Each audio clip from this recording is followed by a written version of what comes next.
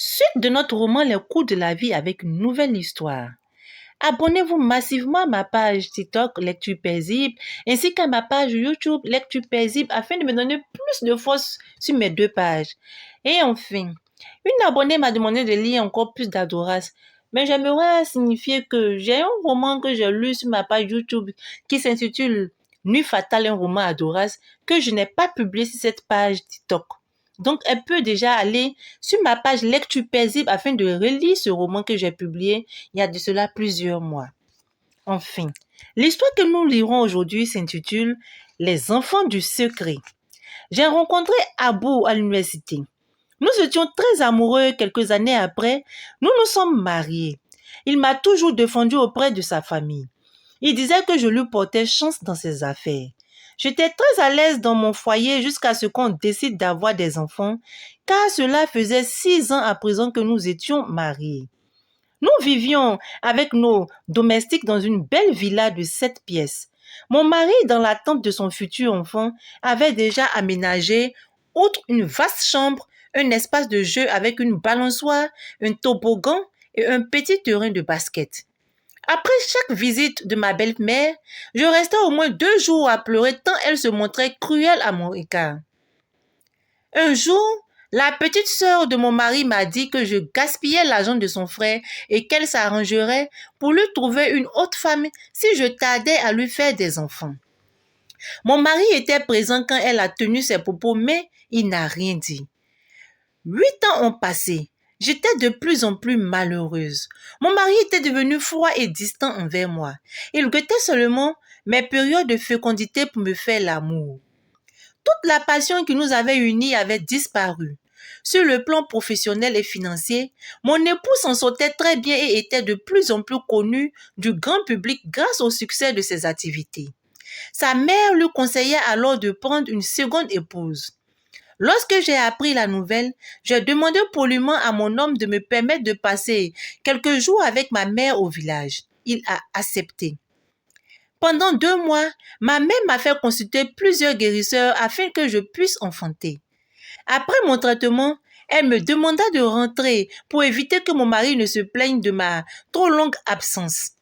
Le jour du départ, je me rendis à la gare pour acheter de la ticket et m'approvisionner en carburant. Lorsque je suis descendue de ma voiture, j'ai senti que quelqu'un m'observait. Je me suis retournée et j'ai eu l'agréable surprise de voir Jean, mon ancien petit ami du lycée, assis dans un car. Il est descendu aussitôt pour m'embrasser. J'étais très heureuse. Jean était très mignon et tout propre. Il allait faire des courses à Abidjan pour sa famille. Il m'a appris qu'il était marié depuis 2 ans. Je lui ai proposé de faire le voyage dans ma voiture. Il était très content de me voir et m'a fait des compliments qui m'ont ravie. Pendant le voyage, nous nous sommes souvenus de nos bons moments passés ensemble jusqu'à ce que Abou ne rentre dans ma vie et prenne sa place. Il m'a fait savoir que je lui avais fait beaucoup de mal et qu'il n'avait jamais aimé une autre femme que moi. Je l'ai cru car depuis toujours, il demandait de mes nouvelles à ma famille. Il parlait encore lorsque j'ai fondu en larmes. Alors il m'a demandé d'arrêter le véhicule. Je n'ai pas fait d'objection et il m'a prise dans ses bras. J'étais triste en pensant à ce que je vivais avec Abou. Il m'a caressé les cheveux et moi, je me suis laissé faire. Nous nous sommes arrêtés dans un restaurant non loin de la ville pour prendre un pot. Je le sentais toujours amoureux. Il m'a expliqué qu'il était devenu professeur de lycée, mais qu'il comptait changer de métier plus tard. Nous avons passé 3 heures à bavarder. Le temps commençait à s'assombrir et Jean me proposa de passer la nuit avec lui. J'ai pensé à ce qui m'attendait chez moi et j'ai accepté. C'était la première fois que je trompais mon mari depuis mon mariage. J'ai passé une nuit inoubliable. J'ai adoré faire l'amour avec Jean. Il était expert en la matière et m'a comblé ce soir-là. Tôt le matin, nous avons pris la route pour Abidjan. Avant de nous séparer, nous nous sommes fait la promesse de ne plus jamais nous quitter, tout en demeurant dans le mariage que chacun de nous avait contracté pour la vie. Chez moi, personne ne s'y attendait. Pendant mon absence, ma belle-sœur s'était installée chez nous. Désormais, il fallait vivre quotidiennement avec elle et supporter ses humeurs. Lorsque mon mari est entré Le soir, il m'a dit que ses affaires avaient pris un coup en mon absence et me demanda pardon pour tout le désarroi qu'il m'avait causé. J'ai accepté de lui accorder mon pardon. De toutes les façons, je n'avais plus mal car j'avais Jean pour me consoler. Un mois après mon retour, je constatais que j'avais un retard dans mon cycle menstruel. J'ai tout de suite vu un médecin, lequel m'a confirmé que j'étais enceinte. J'ai plutôt su qui en était l'auteur. J'avais peur et j'ai demandé au praticien de m'aider à faire passer cette grossesse indigne.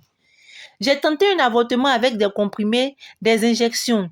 La pharmacopée est traditionnelle, mais rien n'y fit. J'étais très souvent malade et mon mari s'était résolu à me conduire en clinique.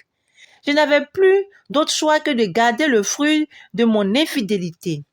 Le jour où le médecin annonça à mon mari que j'attendais un enfant fut le plus beau de sa vie, après celui de notre mariage. Il fit venir ma mère et lui offrir beaucoup de cadeaux. N'était-ce pas grâce à ces soins que j'étais devenue féconde? Du moins le croyait-il. Abou était très heureux. De mon côté, j'arrêtais de voir Jean jusqu'à l'accouchement. Il n'a jamais rien su de tout cela. Dans mon couple, tout allait bien car notre fils Cheikh nous comblait de bonheur. Heureusement qu'Abou n'avait jamais vu Jean, sinon il aurait tout de suite compris qui était le véritable père de son fils. 2 années plus tard, Abou m'a demandé de lui faire un autre enfant. Alors j'ai vu Jean et par la force des choses, je suis tombée enceinte de lui une fois encore. Mais mon malheureux amant ne s'est jamais douté de rien. J'ai ainsi donné son 2e enfant à mon mari. Le 3e a suivi de la même façon.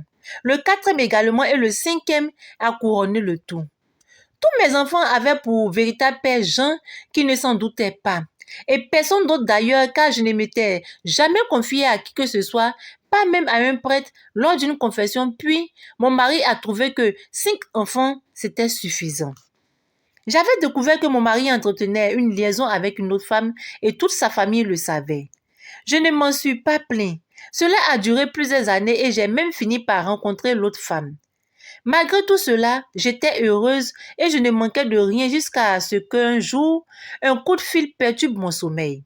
C'était le médecin d'une grande clinique de la place qui me demandait de passer parce qu'il ne comprenait pas le spermogramme qu'il venait de faire subir à mon mari. J'étais bouleversée. Pourquoi après tant d'années et 5 enfants, mon mari avait-il subitement décidé de voir un médecin? Serait-il au courant de mon secret? Si tel était le cas, j'en mourrais. Tôt le matin, je me suis rendue à la clinique. À 9 heures, sa secrétaire me fit entrer dans son bureau, mais quelle surprise! Le médecin n'était autre que Léon, un ami d'enfance. Nous nous sommes embrassés et avons exprimé notre joie de nous revoir. Ensuite, il m'a fait part de son inquiétude concernant la santé de mon mari. Il m'a fait savoir que ma rivale était passée pour des examens afin d'avoir un enfant, mais il se trouve que cette dernière n'avait aucun problème. Il avait donc convoqué Abou, qui s'était vanté d'avoir 5 enfants à la maison. Après les examens, il a tout de suite compris qu'Abou ne pouvait pas être le père de ses petits. Après l'exposé de Léon, je me suis dit qu'il fallait jouer franc jeu et que je n'emporterais pas mon secret au paradis. Je lui ai tout expliqué. J'ai pleuré. Je l'ai supplié de m'aider à préserver mon mariage et mes enfants, en taisant mon secret. C'était une décision difficile à prendre pour lui, mais il a fait au nom de l'amitié qui nous avait liés pour ne pas hypothéquer l'avenir de mes enfants. Il m'a donc promis de n'en parler à personne, surtout car Abou était très connu. Quelques jours après, je suis revenue le voir et il m'a rassurée. Il a dit à Abou que, compte tenu de certaines choses passées dans sa vie, il lui serait difficile, voire impossible de faire d'autres enfants et que ses spermatozoïdes étaient devenus fluides. Léon a sauvé mon mariage, mais j'ai compris que je ne suis pas à l'abri. À tout moment, ce que j'ai caché peut être révélé. Chaque jour, je demande à Dieu de faire en sorte que mon secret ne détruise pas ma famille. J'aime beaucoup Abou, mais je suis sûre que si je n'avais pas eu ces enfants, mon mariage n'aurait jamais tenu. Je demande au bon Dieu de me pardonner. Waouh, le mariage en Afrique. Cette histoire d'enfant. Qu'allons-nous comprendre que un enfant n'est pas forcément ce qui fait la joie d'un mariage? C'est Dieu qui donne les enfants. Avoir des problèmes de fertilité, C'est pas inventé, c'est Dieu qui permet toutes choses. C'est vrai. D'autres peuvent avoir commis des avortements dangereux qui peuvent provoquer la stérilité. Mais d'autres aussi, tout cela est naturel. Qu'allons-nous comprendre en Afrique qu'un enfant ne fait pas forcément le bonheur d'un foyer? Et nous, les parents, lorsque nos enfants ou nos frères rencontrent des dames et qui se mettent ensemble avec ces dames-là qui ne peuvent pas faire d'enfants, automatiquement, on accuse ces femmes qui, deux fois, sont innocentes. Je condamne l'attitude de la femme, aller voir ailleurs pour faire des enfants. Ça, je ne suis pas d'accord pour cela. Mais aussi, je condamne aussi l'attitude des parents du mari. Et vous, que pensez-vous de cette histoire? Commentez massivement et surtout, partagez cette histoire afin qu'elle puisse atteindre un maximum de personnes. Sur ce, je vous dis à très bientôt.